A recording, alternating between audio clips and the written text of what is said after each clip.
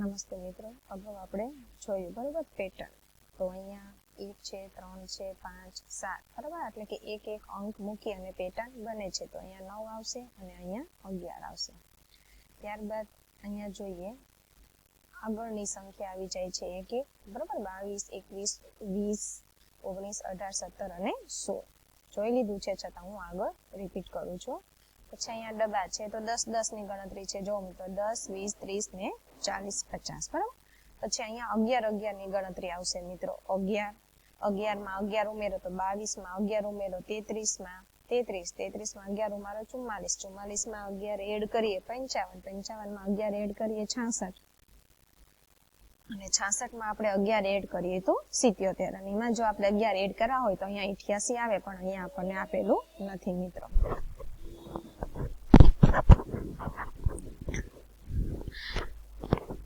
ત્યારબાદ મિત્રો અહીંયા 5 5 ની ગણતરી આપી છે. જુઓ 5, 10, 15, 20, 25. તો અહીંયા શું આવશે તો કે 30 આવશે બરાબર. 5 5 ની ગણતરી છે. ત્યારબાદ જોઈએ અહીંયા 2 છે, અહીંયા 5 છે, અહીંયા 8 છે, અહીંયા 11 છે. તો કેટલા કેટલા મૂકી દીધા છે ગણતરી? 2 3 4 5 6 7 8 પછી 9 10 11 પછી 12 13 ને અહીંયા કેટલા આવશે? 14 આવશે. પછી 15 16 ને 17 પછી 18 19 અને 20, એટલે કે 2 મૂકીને ત્રીજી સંખ્યા લેવાની છે. તો અહીંયા કેટલા આવશે? 20 આવશે બરાબર.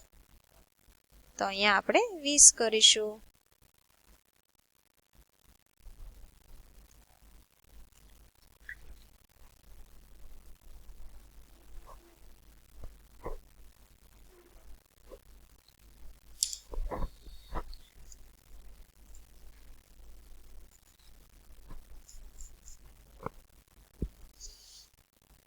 ત્યારબાદ જોઈએ મિત્રો,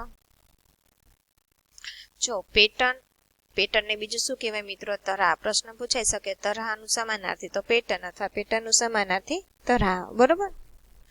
તો એને આપણે પૂર્ણ કરવાની છે. તો મિત્રો અહીંયા એક ત્રિકોણ છે, અહીંયા 2 છે, અહીંયા 3 છે. તો અહીંયા કેટલા આવશે તો કે તમારે અહીંયા 4 ત્રિકોણ કરવા પડે બરોબર. અહીંયા 1 પછી 2 પછી અહીંયા 3 ને 4. મારે સમાન હોય એટલે મેં નીચે કર્યું. તો અહીંયા કેટલા આવશે? 5 આવશે. તો તમારે અહીંયા 5 કરવાના. 1 2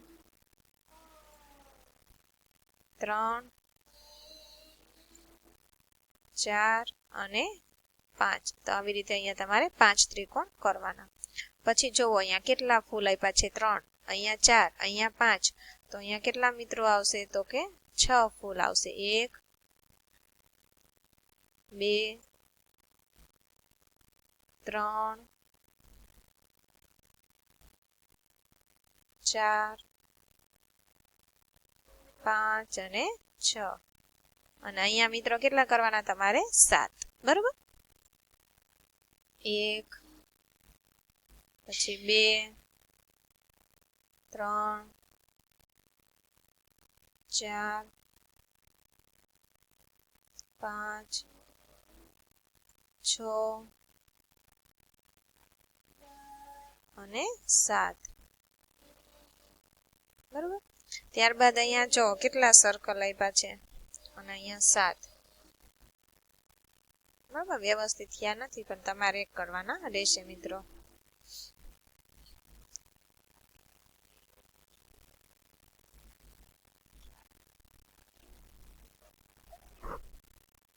અહીંયા 2 છે, અહીંયા 4 છે, એના ડબલ. અહીંયા 2 છે, એમાં 2 ઉમેરા એટલે 4, એમાં પાછા 2 ઉમેરા એટલે કેટલા થઈ ગયા મિત્રો? 6. તો 6 માં 2 ઉમેરીએ તો કેટલા થાય? 8. તો અહીંયા આપણે 8 કરવા પડશે. 1 2 3 4 5 6 7 અને 8. હવે 8 માં 2 ઉમેરો તો કેટલા થાય તો કે 10. તો અહીંયા 10 કરવાના છે. 1 2 3 4 4 ને 5, 6, 7, 8, 9 ને 10 બરાબર આવી રીતે લખવાના છે.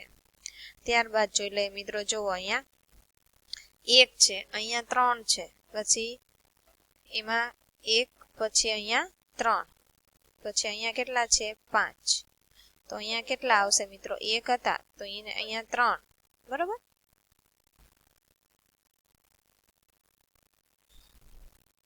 અહીંયા 3 માં 2 ઉમેરા, હવે અહીંયા 5 માં 3 ઉમેરશું બરાબર. 5 પછી અહીંયા કેટલા આવશે 6, 7 અને 8, અને પછી 8 માં 2 ઉમેરવાના 9 ને 10, 3 ને 2, 3 ને 2 એવી રીતે એડ કરતું જવાનું છે મિત્રો. હવે અહીંયા કેટલા છે સ્ટાર 1, 2, 3, 4, 5, 1, 2, 3, 4, 1, 2, 3, તો સંખ્યા એક શું થાય છે મિત્રો ઘટતી જાય છે. તો અહીંયા કેટલા સ્ટાર આવશે તો કે 2 સ્ટાર આવશે બરાબર.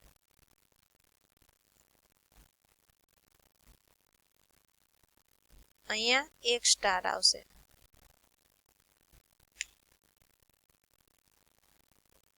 બરાબર, અહીંયા 1 સ્ટાર આવશે. તો અહીંયા દિવાસળી જોઈ લઈએ. 1 દિવાસળી, 2 દિવાસળી, 3 દિવાસળી, તો અહીંયા શું બને છે બરાબર n. તો અહીંયા કેટલી દિવાસળી 4 દિવાસળી થશે. આ 1, આ 2, આ 3 અને 4. હવે 5 દિવાસળી આવશે. આ 1, આ 2, આ 3, આ 4 અને 5. તો આવી પેટર્ન બની જશે. હવે અહીંયા જોઈએ કઈ રીતે પેટર્ન બને છે. તો અહીંયા લંબચોરસ આપ્યું છે બરાબર. તો અહીંયા આપણે લંબચોરસ કરીશું. લંબચોરસ કર્યું છે બરાબર. તો આપણને પેલી આકૃતિમાં અહીંથી આવી રીતે આપેલું છે, પછી બીજીમાં અહીંથી નામ આપેલું છે. તો હવે ત્રીજીમાં શું થશે તો કે અહીંયા નીચે આવશે આવી રીતના બરાબર. તો અહીંયા હું એક લંબચોરસ કરું તો હવે શું બનશે, વ્યવસ્થિત કરું, ટ્રાય કરું છું બરાબર. હાલો, આ લંબચોરસ છે.